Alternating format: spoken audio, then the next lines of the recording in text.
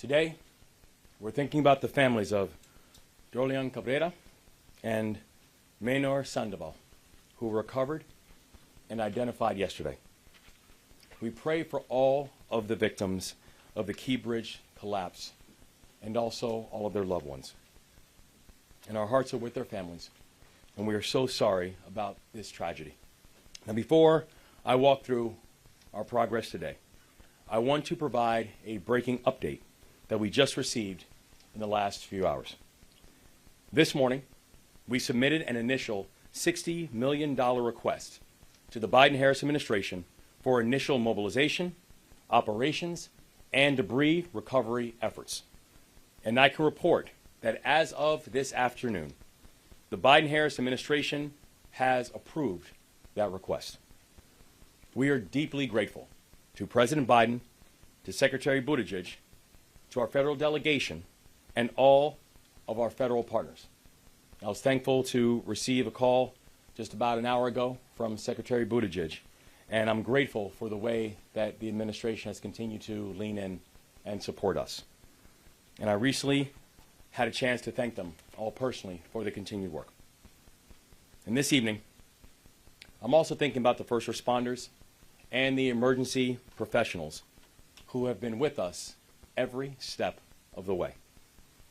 This afternoon, our team was at Camden Yards for opening day, where we met with first responders and their families who joined us for the game. And we spoke with 3 members of the Maryland Transportation Authority Police: Sergeant Paul Pastorek, Corporal Jeremy Herbert, and Officer Gary Kurtz. They saved lives this week, and they are true heroes.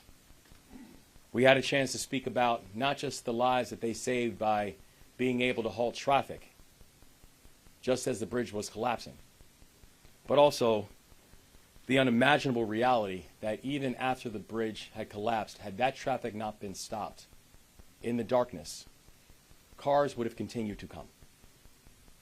So the life-saving work that they did cannot be overstated, and our gratefulness is everlasting.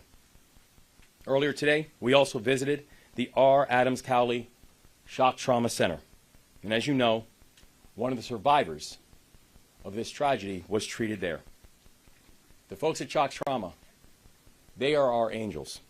And I want to thank all of our emergency personnel, to include the United States Coast Guard, the Maryland State Police, the Maryland Transportation Authority and the MDTA Police, Natural Resources Police, Baltimore City Fire, and police departments in Baltimore City, Prince George's County, Anne Arundel County, and also Baltimore County. And I also want to thank people who have been reaching out from all across the country and all across the world. And this evening, I want to give a few special thank yous. One to our members of the General Assembly in Maryland, who, as we're going through the process of wrapping up another legislative session, have just been consistent partners throughout. And I know that any response that we have is going to be a collective one. But also, I want to give a special thanks to all the governors who have contacted me. I've heard from many chief executives, both past and present.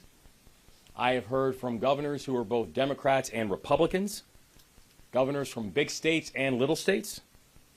They've shared their support, and they shared their counsel. And they've reminded me that in this moment, Maryland is not alone. At this point in the recovery, we are moving at full speed on a number of key priorities. And I've issued 4 directives to this team. The first, we need to continue to focus on recovery, because it is our obligation to bring a sense of closure to these families. The second, we need to clear the channel and open vessel traffic to the port, because the health of the Maryland economy and the national economy depends on it. Third, we need to take care of all the people who have been affected by this crisis. And that means the families, that means the workers, that means the businesses, that means the first responders, that means everybody. And in the military, I know I was taught something. And one of the things we were taught is you always take care of your people. And we are going to make sure that in this moment, we take care of our people. And fourth, we need to rebuild the Francis Scott Key Bridge. Going forward, you can expect regular updates on each of these 4 directives, but I want to be clear. This work will not take hours. This work will not take days. This work will not just take weeks. We have a very long road ahead of us.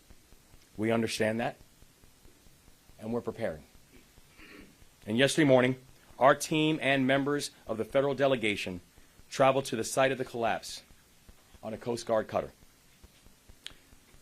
You've had a chance to see the wreckage from far away. Yesterday, we had a chance to see it up close. And when you have a chance to see that wreckage up close, you fully understand the enormity of the challenge. This is an incredibly complex job, and our timeline will be long. And all of us can remember when the container ship that got stuck in the Suez Canal a few years ago, when that happened.